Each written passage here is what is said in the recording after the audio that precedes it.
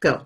Hello, everyone. My name is Erika Briones, and I am a sexual confidence coach. And today we are doing season 2 of the Sexy Soul interview series. And my first guest for season 2 is the famous Laurie Handlers. And she is the author of Sex and Happiness. She's produced a lot of films around Tantra, and she has been teaching since 1978. And she has been doing a lot of these workshops called butterfly workshops. And she also knows a lot about sex magic and sex and longevity, and so many yummy topics that we can dive into. So welcome, Laurie. Thank you, Erica. It's wonderful to be here. And by the way, I mean, I haven't been teaching Tantra since 1978. I've been teaching Tantra since 1999, but I have been conducting workshops for, it seems like forever. Mm-hmm. Seems like for most of my life, I've been doing some kind of teaching. And one of my questions before we dive into your amazing story is, what turns you on about life? Living. The idea of living is what turns me on. Death does not turn me on. Everything about life, really. Every challenge that there is, everything, every right that needs to be wronged. Oh, no. Every wrong that needs to be righted. Oh, that's so funny. Like everything that needs to have some solution. Every way that science is developing new ways to keep us alive. Robotics.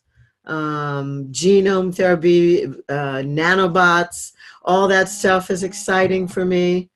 And then meeting new people. I love people, and I love people becoming empowered and sovereign. So those would be my excitement. I mean, some people like racing cars and they love movies and things, and I don't care about it. I love meeting people and just getting them excited about their lives. Yeah. That's really beautiful. So you Thanks. really enjoyment from life and meeting new people and understanding how longevity works, which actually it's a good topic because you talk about sex and longevity. Yeah, it's all of a sudden I have become, I think, the world's expert on sex and longevity. I was invited to speak at something called RadFest, which is a yearly event in San Diego. This year in September will be the third RadFest. And RadFest stands for, and you're in San Diego, right? Yes. Yeah, so I'm inviting you to RadFest. So RadFest stands for Revolution Against Aging and Death Festival. And all these scientists and other visionaries are invited to this, and they speak there's around 40 speakers, and including Ray Kurzweil, who is into transhumanism, like how people will eventually blend with machines in some way.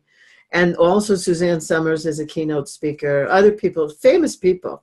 Anyway, I was invited to speak at 2 RadFests, and I spoke about sex, my topic. So I talked about how if you're having sex, loving sex, how that could, science has now found that could increase your telomeres.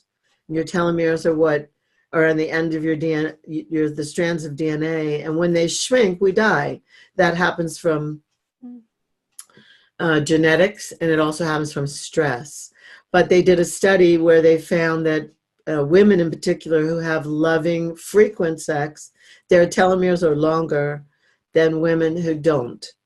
And so there's something to be said about loving sex, which could be self, or it could be with a partner, and that says that could be lengthening to our telomeres. And there's probably the reason we could explain that, although the study didn't talk about it, is when we produce oxytocin in our body, that's an antidote to cortisol. So if stress produces cortisol, the chemical cortisol in our body, which is a hormone, we need cortisol for fight and flight, but we don't need as much cortisol as we have produced in our stressful lives that we have. Mm-hmm. So oxytocin combats cortisol, and so that's probably why the telomeres get lengthened when people have frequent loving sex. Oh, wow. So anyway, it's become a whole new career for me. I'm writing a new book about it. It's called The Magic and Mastery Over 60.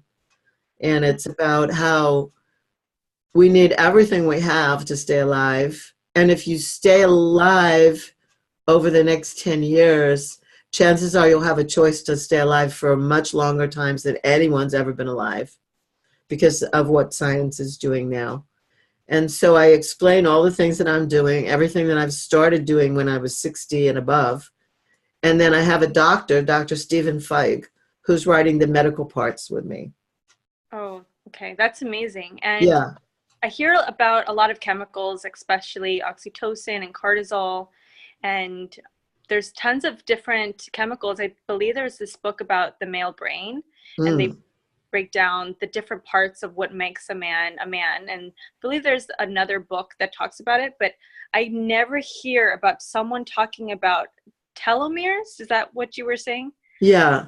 So how can someone find out about their telomeres? It's not something unless they go to a doctor, right? Yeah, you can have a telomere test. There are tests to find out how your telomeres are doing. They're not cheap. All these things will come down in price as we move into an age where science is really finding cures for aging. But people can have their telomeres measured, and you can just Google telomeres. And one of my dear friends, Bill Andrews, is a scientist who does a lot of work with telomeres, and he discovered a hormone produced in our reproductive systems, and he named it telomerase. And that when you take telomerase, it lengthens the telomeres.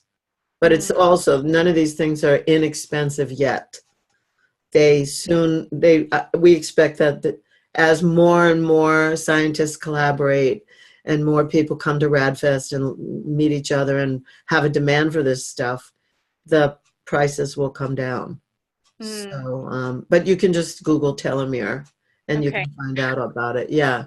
It's like the hottest new stuff, Telomere is the hottest new stuff. It is. People should be concerned with their telomeres. They should be.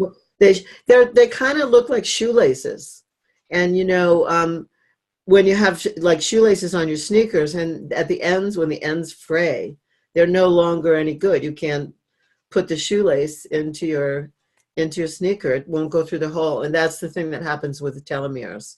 Like when they fray and they become shorter, then we expire, and the idea is not to expire. Okay. And at least in my book, the idea is not to expire. So if telomere was a person, how would you describe because I like to break down these chemicals like based on personality types.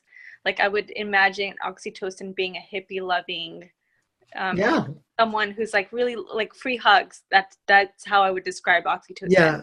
And then what's the other one? Cortisol is like somebody fighting. Someone fighting, like a fighter, like a boxer. Yeah. And then telomere would be someone disappearing. So, like Casper the Friendly Ghost, kind of like going out of sight. And so we don't want it to go out of sight. We want it to stay. Yeah. Okay. Yeah. What's the other chemicals? Because there's one. What's the other chemicals that actually affect sexuality? Serotonin and dopamine. So dopamine would be that motivational speaker, kind of like Tony Robbins, Les Brown, right? Yeah. And serotonin would be like high energy, peacefulness, high energy, ability to sleep. I don't know what personality I would give that, but I don't know whose personality. Loving. Who? Someone loving. Someone loving and relaxed. And someone relaxed. Serotonin is really good for relaxation. Mm-hmm.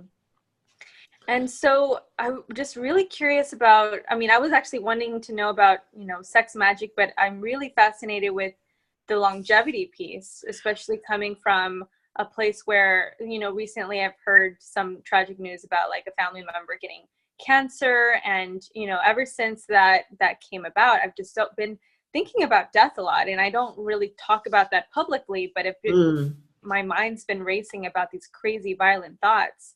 And I'm wondering if that has to do with like culture, the environment, or just the energy. And so I wanted to hear about what can sex do? Because I know that actually parts of the brain, it shuts down the amygdala, the responsible for fight or flight and fear. And so I know that like they talk about the little death, right? Le petit mortet. Yeah, le petit mort is like, particularly for men, when a man is ejaculating, it's like then it kind of like loses consciousness, and it's like a little death. Yeah, I'm just going to say that I think sex magic and longevity are connected. And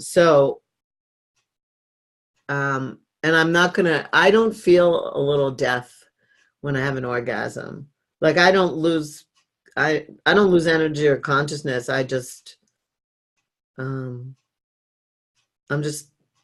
excited, and I peak, and then I might peak again and again and again. And I want to, I can just like take the whole world on after that. Okay. So I think it's men. I think it's the men dip. Yeah. And also women, oxytocin stays with women for like 3 weeks after it's produced from an orgasm, and for men it stays for 3 days. So there's a difference in our male and female sexuality. I think that sex magic goes hand in hand with longevity. And so what I want to say about that is, if you're using sex magic to produce or manifest something in your life, like I used it to manifest my book and a couple of videos that I made, and also my radio show. I now use sex magic and visualize myself staying around, like sticking around on the planet, like being in great shape, which I am, and staying here for enormous periods of time. So I just use the same at the peak of orgasm, rather than saying, book or boat or this much money or whatever the thing is and things that I have said. I say, I want to live forever. I want to stay here in this body. And so I fuel that image with my orgasmic energy. And so I think they go hand in hand. And that's one of the things I talk about at Radfest. I say, if you're going to use sexual energy to create and manifest, which most great thinkers have done in their lives, they've been cognizant of how powerful sexual energy is, because it's the energy of creation.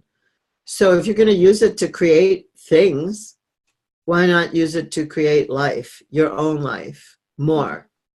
Have your life be extended in a healthy way. Right. Yeah. And what comes through is, I know some of the viewers probably are not familiar with sex magic, especially, being Mexicana. I know there's like a lot of repression and, even not speaking of your truth in the culture. And so I'm sure that they're not familiar with sex magic. So could you share it in your own words, what that means? Yeah. Sex magic is the deliberate use of orgasm to manifest. So people deliberately or not deliberately use orgasm. I hope they have orgasms anyway. I hope they have pleasure with this. But mostly we think about sex as procreation. So I'm going to have sex with someone, and then we're going to make a baby. And that's like the most common use of sex, to procreate the species. And then the next common use of sex is recreation, like to have a roll in the hay and have pleasure in the body. And that's like pretty much most of the population of Earth is limited to those two things. Either you're going to have sex because the church said you're going to make a baby and that's the only time to have it, or you're going to have some fun and consensual fun. I like to put that in, consensual fun And that's it. So sex magic falls under transformational sex. Yeah. And it's deliberate use of orgasm to produce some other results other than procreation. And so it could be very recreational. It could even result in procreation, but it's not the goal. So the goal would be to say, okay, well, what's my intention? What do I want to make happen in my life? And what am I going to put the most powerful energy that I have, which is my energy of creation, into? So am I going to invent a computer? Or am I going to make a movie? Am I going to make X amount of dollars? Mm-hmm. And it's funny because I used to talk about it I used to give the example of, well, let's say I want a boat. And like, I'm not really a boat person. I'm not into boats, but I would use that as example. And then all these boats showed up in my life. And I was like, no, I don't want these boats. But even just talking about it, boats showed, you know what I mean? A cruise showed up and somebody wanted to take me boating and da da da. All these boat things happened because I would just always use that as an example. So you would set your intention, and then you would, if you were doing solo sex, like self-pleasuring, then you would take yourself to a few peaks before you went over into orgasm. And when you go over into orgasm, you either look at a picture of what the thing is you're trying to create, or you recite it out of your mouth, or you visualize it in your mind.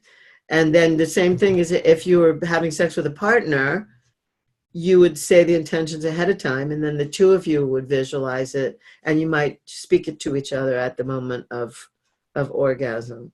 I mean, I've been known to forget, to set it, and then I'm like making love to my partner, and then all of a sudden I'm like kicking him and going like, how much money do you want?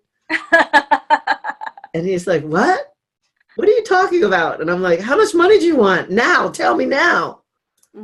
Because I'm about to like fuel this intention of yours, and I need to know exactly how much money you want. So my partners have fun with me that way, because So what if you both have different intentions? It doesn't matter. That's fine. You just have to agree. You just have to agree that you're going to say them, that you're going to visualize them both. So as you're saying this, so I'm like imagining a female, like maybe she's using a crystal, and then she's thinking about, like, while she's pleasuring herself, maybe she's looking at her vision board and thinking that, right? Could they do that? Because also the other thing that's coming up is mantras. So I'm a fan of the Vedic mantras. I've been chanting the Mars mantra lately, and someone was telling me that it activates the reptilian brain. It's a specific Sanskrit sound that actually activates a specific frequency. And so I've been really fascinated with, people think I look Indian. I'm actually Mexican. So just getting that out of the way. And I've been really fascinated with how mantras work. And so I'm fascinated with Lakshmi. So I'm not sure if you've been aware of Lakshmi chants, but it's a Hindu mantra that activates a frequency. And that one is related to abundance. I'm not sure if that has worked for people I'm not sure of your experience, but do you have any Well, thoughts? I love Lakshmi. Any excuse to give her some homage. I have a beautiful statue of her in my backyard, and I have a shirt of Lakshmi, and often I post Lakshmi on Facebook. You could do a mantra to Lakshmi and to abundance, but I would set up, well, what abundance do you want to produce? Like how much and by when. Okay. I would be specific. Oh yeah. I would be specific about it, and then I would do my Lakshmi chants. Oh, so you think about like the date and then like the by when, which is really good, because some people say, oh, well, I just want to have a boat, right? And then they're not that specific. Or I want to have sex. And it ends up just being, sometimes people say it's really bad sex, but just say, I want to have like really amazing orgasm. But just be like, oh, I really want to feel in my body, really want to feel like I'm out of breath. It could be very specific. And my meditation teacher says, be specific as ordering a hamburger. Like, how do you want a hamburger? Exactly. Medium rare, whatever. So a couple things that came to mind when you were talking. One, I set the intention, but I also let it go. So like when I'm having the orgasm with the sex magic, I'm visualizing the orgasm coming out my crown chakra and connecting to all the other orgasms that have ever been, ever. So that's like a lot of power right there. Two, I let it go. Like I'm not attached. So I want to set a date, but I also don't want to be attached. Like if it doesn't happen by that date, I'm still giving attention to it. Yeah. And third, I want to just say this. I don't like people casting spells on other people. So if I want to have this great orgasm that would take me out of breath, I'm just going to use your example. Am I willing to take myself there? I am. Mm-hmm. And so because it's not dependent on another person. None of it. I like all the things that I would intend. I mean, I would love for there to be world peace. And I've been together with a group of people doing sex magic. And we all focused on, at the time there was something happening. Syrians were trying to seek refuge in Europe, different parts of Europe. So we were seeing all those Syrians like peacefully landing ashore. The whole group of people that I was doing sex magic with, we were in Mexico. And there were like 14 people doing a sex magic ritual with me. And, I don't know how much that helped the people from Syria arriving on the shores of places in Europe, but that's what we wanted. And we all agreed to that. But we let it go. I mean, you also have to let it go. You can't be too attached. But most of what I've created in my life, I've created out of using my deliberate orgasm. Either the vision board or writing it down or actually vocally saying it out loud. Mm-hmm, mm-hmm. And when there's a part that I was just really fascinated where you were saying that you connect with other people's orgasms. Yeah. Is it like you're laying down and thinking, I wonder who's having sex, like like consciously having sex right now? Yeah. And thinking all of the people like enjoying themselves at that moment. Yeah. Like, are you thinking about like, all of these people? Sometimes I'm thinking about Cleopatra. I mean, I'm just going to say, like sometimes I'm thinking about Cleopatra's orgasms, or Josephine, who was married to Napoleon, like sometimes that's who I'm thinking about. I'm thinking about the orgasms that have been since time in memoriam. I'm connecting to those orgasms because to me, that's how we got here. And that's the mystery of life. Like, how did we really get here? How does that happen? How does the sperm and the egg come together and like a person like you or me show up? It's powerful, but it's not the only thing that sexual energy is for. It's for pleasure and it's for creation, and it doesn't have to create a baby. It could create something else. Mm-hmm. In the book Think and Grow Rich by Napoleon Hill, in chapter 11, he talks about it. And he knew that the big families of money, the U.S. families, the Carnegies, the Mellons, the Kennedys, the Fords, the DuPonts, those men knew about this stuff. And they threatened him. He couldn't put that in the book. They told him to take their names out of the book. Oh, yeah. So he just wrote about it. And a lot of people read it as a business book and they have no idea what Napoleon Hill was talking about. But you and I do. Mm-hmm. And actually, I know men say that they challenge themselves to like not have an orgasm. In some cases, they say by them learning to contain their orgasm, they could still manifest through right, which is sex transmutation. When you transmute sexual energy, you can still have an orgasm without ejaculation if you're a man. Okay. So Sexual energy containment is a great practice. I don't think you have to do it all the time, but I think that it's good to have choice. And like, the football coach says not to have sex before the game. Yes. Who knew why? Did you know? I mean, in high school or in college, did I know why the coach said that? It didn't make any sense to me. And now I understand that they wanted the testosterone buildup to be big in these athletes. Mm-hmm. And so part of that is not ejaculation, not running oxytocin, serotonin, dopamine, and endorphins. The coach wants the endorphins and the dopamine to come out of the game, not out of like the disbursement of that sexual energy. Mm-hmm. And it's different for women, right? Women are actually encouraged the opposite, is to actually have more self-pleasure. Well, I look at it like this. When I look at it in a Tantra way, I say in Tantra, we all learn to receive more. So nobody knows how to really receive too much. Like a lot of us, men and women, are in the masculine part of ourselves on a daily basis. We have to function in the world. We have to get things done. We have to penetrate situations. We have to make fast decisions. We have to, whatever we have to do. We have to conduct business. So most people are not comfortable with receiving. So women have to expand their container to receive more. Mm-hmm. And men have to expand their container to receive more or to receive it all, to not always be the doers. Mm-hmm. And the providers and the givers. So in Tantra, everyone learns to receive.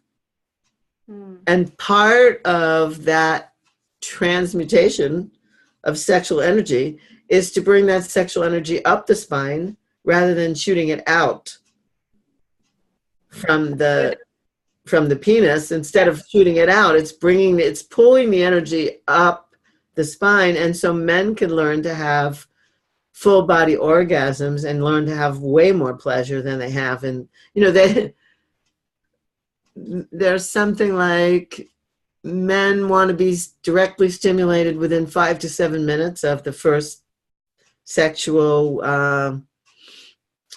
beginning of an encounter, and women take about 40 minutes to warm up and want to be directly stimulated. So when it's like a cosmic joke. Like for men, they could just like get off in 5 minutes. And that's not so pleasurable. It may be pleasurable when that's all you know as a release, but it can be far more pleasurable to just keep edging or going and going and going. So Tantra teaches men to transmute that energy and to pull it up the spine and to Uh-huh. again. They have to visualize like light coming up their spine. Yeah, I'm not a big visual person too much, so I like to say feel it. Like breathe. When you inhale, you squeeze the bottom, and you inhale and you pull the energy up, and then you sniff. So I'll demonstrate a transmutation breath. It would be like, let's say you were all sexed up, and then all of a sudden you went, and you hold it, and you squeeze your bottom. You do like a Kegel, and then you. And then, so you inhale the energy up and then you let the energy back down. And it distributes the pleasure throughout the whole body. You get tingly sensations everywhere up and everywhere down. When you do this, the sniff, you're fooling the diaphragm to take a little bit more air. And I like to think of it pulling the energy up to the third eye. Mm-hmm. Well, is those one of your techniques? Because one of the other topics that I was really curious about, because we were talking about release and transmuting, you're also good at like understanding about emotional release. Now, what is emotional release? Emotional release is there are loads of techniques. I've been practicing it for a long time because I had a lot of emotions that needed management. Like I needed to go to anger management, but there was no such thing. You don't look like an angry person. I'm not anymore, but I was a very angry person. I mean, I was still like this, and my friends loved me in spite of it, and I loved them, but they were always living in the fear that at like 3 o'clock in the morning, I would call them up and go, I'm angry and I'm not sleeping. That used to be me. And then I learned emotional release. So, okay, so about 35 years ago, I learned emotional release in a bioenergetic class. But somehow or other in the bioenergetic class, where it should have been covered, but I don't remember it being covered, they didn't talk. They should have talked about it being sexual energy, sexual in nature. And I don't remember my teacher saying that. So then when I started studying Tantra, I learned emotional release techniques. And then when I became an ISTA faculty member, which I'm an ISTA lead faculty member, I learned 7 or 8 more emotional release techniques, which I teach all the time. I can't tell you how it saved my life, and it saved my friends' lives. And I literally once for 6 months practiced emotional release every single day until I didn't have a knee-jerk reaction of anger anymore. And I just let it go. I let it all out of my body. I mean, I went deep, really deep to the roots of it. And I don't even know if I can explain it now. Yeah, so interesting. Yeah, but I had to do it for my own survival. I had this, whatever happened to me as a kid, I had this, we talked about fight or flight before, the amygdala. I had this fight for my life all the time. And maybe it was growing up in New York. Maybe it was my father. It could be a million ideas. I don't even choose to want to analyze it anymore, nor do I want to blame anyone. I took responsibility for it. I knew that anger was my first go-to response to almost everything. Mm-hmm. And I said to you earlier before we started this recording, I said, don't worry, I'm easy. I was not an easy person. Oh, that's surprising. I was not easygoing.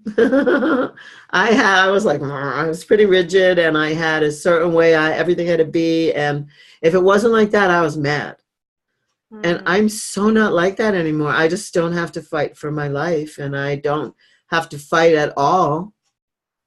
And it's all because I practice emotional release on a regular basis. If something happens, if I wake up in the morning and I'm having a feeling like I'm off, I'm going to go, I have a Tantra room. I'm going to go right into my Tantra room and hit the floor until it's over. Yeah, like one of my techniques is where you pound on the floor. You breathe and you pound on the floor, and you also squeeze. Some people pound on pillows, right? Pounding on pillows. That's one of the things we teach at ISTA. We teach pillow pounding. So we tell people to put their hands like this, not like this. One hand and the other hand over it, and then they pound, and they use their whole body to pound pillows, and we pile up pillows, and that's called pillow pounding.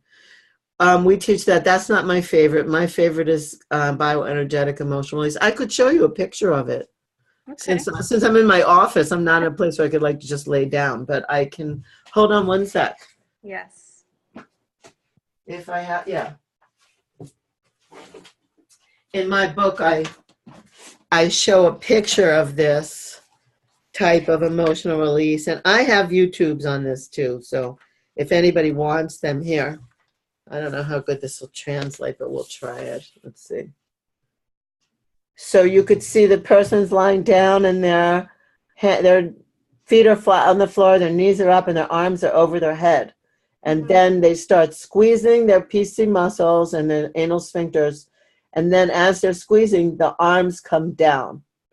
And then they make sound. They go, huh, huh, huh, until feelings come. And then feelings might come, anything. They might have to say, how dare you never talk to me again like that. And they're just talking to whoever their trespasser was, or they might just start crying and go, I don't know when this happened to me. Why? And so any kind of thing might come up during that exercise. Yeah. And I'm like the queen of emotional release. I love emotional release because it saved my life. and all my What relationships. did save your life from? From just being angry. Anger produces cortisol. And it affects different parts of like, Everything. yeah. Because I'm not, I'm not angry. It takes a lot now. You'd have to do something really radical for me to get pissed off.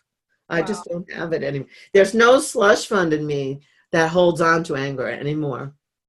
Well, coming from a dominatrix background, Mm, if I felt like I was like, I've never admitted this before. I felt like it was a good way for me to release. But I read the book Urban Tantra, which says actually release the anger before you dominate a person. that's right. You don't want to like use your anger to like on a person, because that's not what it's used for. You're supposed to use, BDSM or that aspect for play, to get into a different like mindset. Exactly. Well, Barbara Carellis, who wrote Urban Tantra, and I, not only are we friends, but we also have the same mindset. There's a lot of Tantra teachers who don't teach emotional release. And then there's her and me. And then there's the ISTA faculty, and we all teach emotional release because we think it's so important for people to be clear. Besides which, when we're talking about sex magic, and if you're not clear, then you don't know what your intentions are because you're not clear enough to get them. You're not clear enough to figure out what it is you want. Mm-hmm. So being clear is important, and then wanting to play in a BDSM kind of environment, when you're clear and you don't have any feelings at all, one way or the other, about the person who's subbing for you, then you're not going to unwittingly hurt them. You're not working out your own stuff with them. Maybe you are, but you're working out some erotic blueprints with them, and you don't have to work out your anger with them. I don't think it's appropriate. Yeah, absolutely. And You could have a dark side that you want to play with, and it doesn't have to be fueled by anger. Yeah, and that's why emotional release is really good for people to start working with before they dive into BDSM or like going into that hat. And I know you and that you guys just did a video about Tantra BDSM, which I actually am like, that's like my passion, because I've kind of studied, Tantra and BDSM, and I've done a modality that, uses massage and kink and breath work and whips and flux. So I think it's like a really beautiful art to combine the breath work, with the different sensations. Well, when and I teach together, we have a course called Tantra Meets BDSM, and we've done it a few times. We're about to take it on a world tour, but we have done it. We've taught in Montreal, and we've taught in New York City, and shortly we'll be teaching in Phoenix, Arizona, where I live. And then we're going to Bali and New Zealand and Australia together. And Om was my student for a long time, like for 10 years. And then he got into kink, and then he called me and he said, "You should have a session with me." And I was like, "Really?" So I went to New York City to have a session with him, and it was hot. And then he said, "I think we should teach together." So when we teach together, I do all the emotional release pieces. We don't let anybody play in the BDSM paradigm until they're clear. So we don't want anybody carrying their sadistic notions or their anger or their fear or sadness. We don't want them carrying that into. We want clear people playing. So before they would negotiate a scene or do anything, learn to tie up or learn how to spank. Like is great in that he has a great vocabulary. When he called me and he said, "Laurie, you can get people into bliss by eye gazing. I've seen you do it a million times." He said, "You just get people eye gazing and they get into the bliss state." He said, "I can get them into a bliss state spanking them." And I went, "Okay, you show me that." So he showed me that, and I was laughing. I said, "You know what? You're so right." So we have a lot of fun in this course together. We love to teach together. We love each other anyway, and it's wonderful to get to work together and have Tantra people who don't, like, often don't merge into kink, when they come to the class, like when Om first came to Phoenix a few years ago, my students, some of them were mad. They showed up at the meetup that we had and they were like, what does this have to do with Tantra? And I said, well, why don't you hear them out and then you'll see. Mm-hmm. And so they were like, oh, this is hot, you know, and yeah. So we've bridged the gap and we have a lot of fun teaching together. We really have a lot of fun. And we have a lot of fun, like, connecting. And I'll just tell you that if we were to take just sensation play, no whips or no props, just sensation play. I learned something from Om. I'm not going to give it away, but I'm just going to say I learned something from Om that changed the quality of my sex. It took my 10 peak orgasmic partner experience and took it to a 10 beyond. Mm-hmm. Just because of a communication that Om taught me. And yeah, my partner and I just went like off the charts with each other.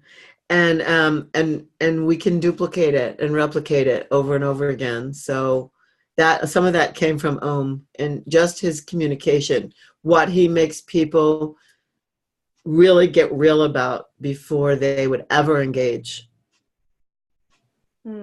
Yeah. Now you got me curious. Like, what did you guys learn? But so come to Phoenix. Come to Phoenix on we changed the date. It's going to be when is it going to be? February 2nd and 3rd, I think. Yeah. Yeah.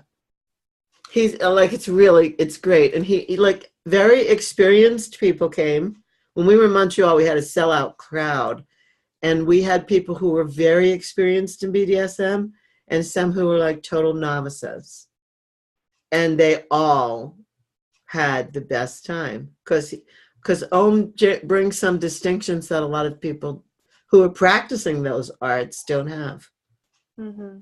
So, and there's so much to learn from these arts, especially from people with integrity and, you know, education and value. Exactly. And that, you know, even people that do sex work or, you know, domination, I wish I knew this stuff when I was, you know, in those really uncomfortable situations, which I plan to write a book about my life. And so just to wrap it up, like, I would love to hear more about, like, how can people like find your book, your works, and anything else. Just so this is a gnarly copy of it. This is my office copy, Sex and Happiness, the Tantric Laws of Intimacy. And you can get it on my website, butterflyworkshops.com, or you could get it on Amazon, or you could get it on Kindle.